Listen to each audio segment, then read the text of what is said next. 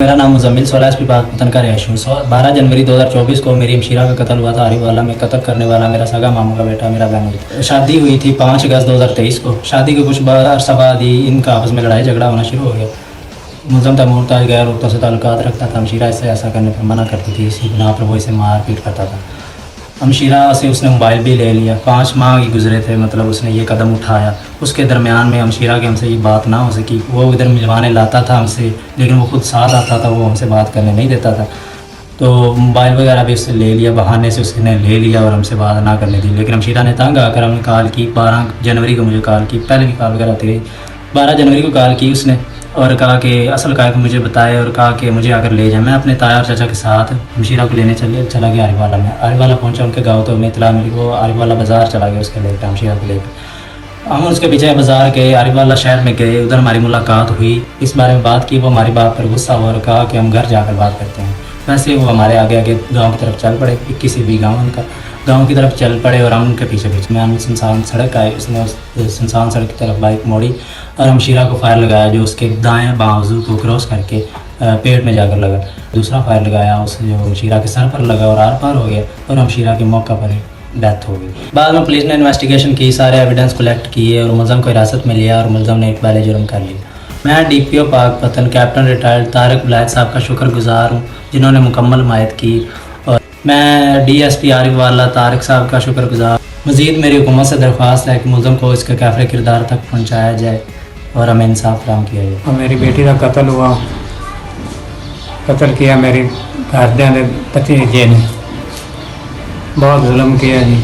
असी गरीब बंदे हैं, साड़ी कोई नहीं सुनता। वो पैसे वाले बंदे ने। हुकूमत ने दरख्वास्त है कि सानू इंसाफ चाहिए। शोहर ने अपनी बीवी को कत्ल करवा दिया और डकैती का ड्रामा रचाया। इस केस को बड़े कहते हैं ना कि माहिराना तरीके से आरिफ वाला पुलिस ने हल किया है और असल कातिल तक पहुंचे और असल कातिल शोहर ही था। इसी वाले से हम बात करेंगे DSP आरिफ वाला तारिक साहब से, जिनकी रहनुमाई में इस केस को हल किया गया। जी तारिक साहब बताइए कि ये सारा मामला था क्या? स्टार्टिंग में तो ये बंदा मुद्दई बना और बाद में यही कातिल निकला। जी बिस्मिल्लाहिर्रहमानिर्रहीम। ये 12 जनवरी की रात थी इसी साल। तकरीबन 9:15 बजे 15 की कॉल मौसूल हुई तैमूर ताज नामी आदमी की। इस तरह में रास्ते में डाकू ने रोका वारदात की नीयत से। मैंने बाइक नहीं रोकी तो मज़ामत की, तो उन्होंने फायर मारा, जिससे मेरी बीवी जो शदीद ज़ख्मी हो गई है और ज़ख्मों की ताब ना लाते हुए मौके पे जान बाक हो गई है। इस कॉल पे फौरी तौर पे रिस्पॉन्ड किया। मुकामी पुलिस पहुंची, मैं पहुंचा, हमारे DPO साहब पहुंचे। मौका मुलाजा के दौरान जो है हमें कुछ वहाँ पे कुछ बात पैदा हो गए थे। शायद उनकी प्लानिंग में कोई फ़र्क था, या जैसे हमारी प्रोफेशनलिज्म होता है, जैसे हम लोग वकूए पे जाते हैं, मौका मुलाजा करते हैं, तो मौका जो है वो बोलता है। तो वहाँ से कुछ हमें इस पर शक हुआ, लेकिन हमने इजहार नहीं इससे किया। तो उसमें इसी की मुद्दत में मुकदमा दर्ज हुआ। बाद में जब हमने अपने शक के दायरे को थोड़ा सा वसी किया और उस हिसाब से हमने तफ्तीश को आगे बढ़ाया, तो फिर हैरत की बात यह है कि इसी मुद्दई तैमूर ताज ने अपनी ही बीवी के कत्ल केस में, जिसमें ये मुद्दई था, उसमें अपनी अबूरी ज़मानत करवा ली। फिर हमने उससे इंटरोगेट किया उसे, भाई आपने ज़मानत क्यों करवाई, आप तो मुद्दई मुकदमा है।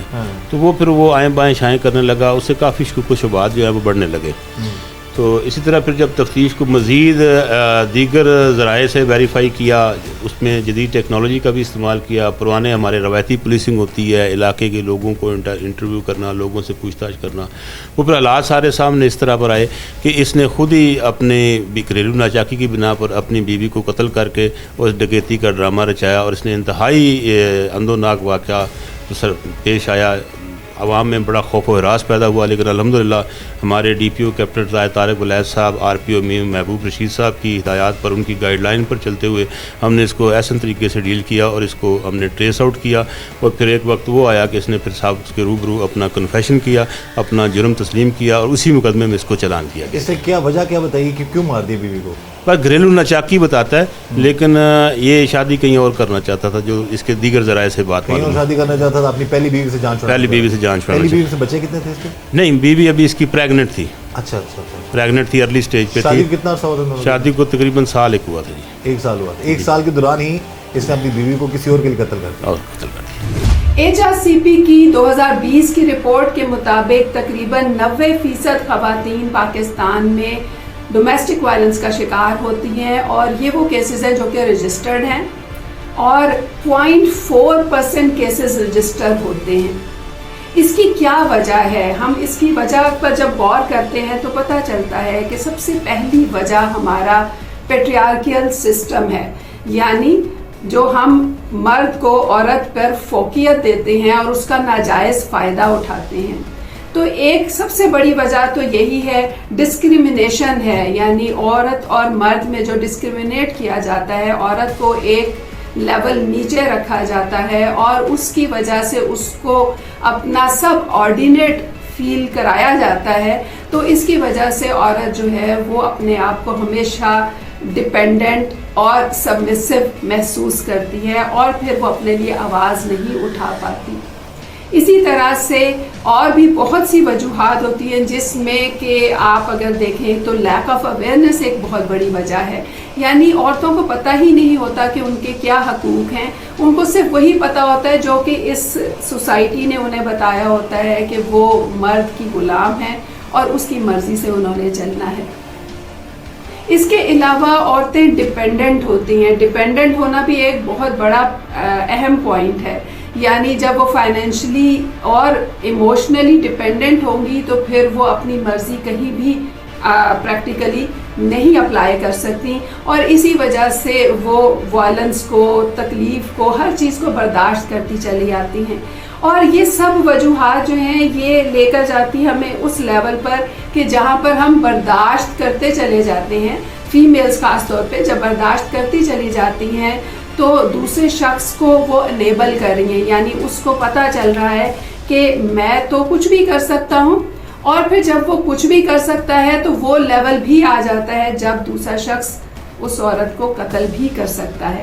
اب اس والے واقعے کا اگر ہم معاشرتی پہلو سے، سائیکولوجیکل طریقے سے اس کا انالیسس کریں تو ہمیں یہ نظر آتا ہے کہ ہمارے معاشرے میں جو ایسے واقعات روز بروز بڑھ رہے ہیں، اس کی دیگر وجوہات کے ساتھ ساتھ ایک وجوہات یہ بھی ہے کہ جو اخلاقی گراوٹ کا گراف ہے وہ ہمارے معاشرے میں جو گر رہا ہے، اس میں ایک شخص اپنی مظلومیت کو اس طریقے سے معاشرے میں تصویر کشی کرتا ہے کہ وہ چاہتا ہے کہ وہ اس مظلومیت کی زندگی سے باہر آئے، اور اس باہر آنے کے لیے وہ جو بھی راستہ اڈاپٹ کرنا چاہے وہ صحیح ہے یا غلط ہے، اس کی وہ پرواہ نہیں کرتا۔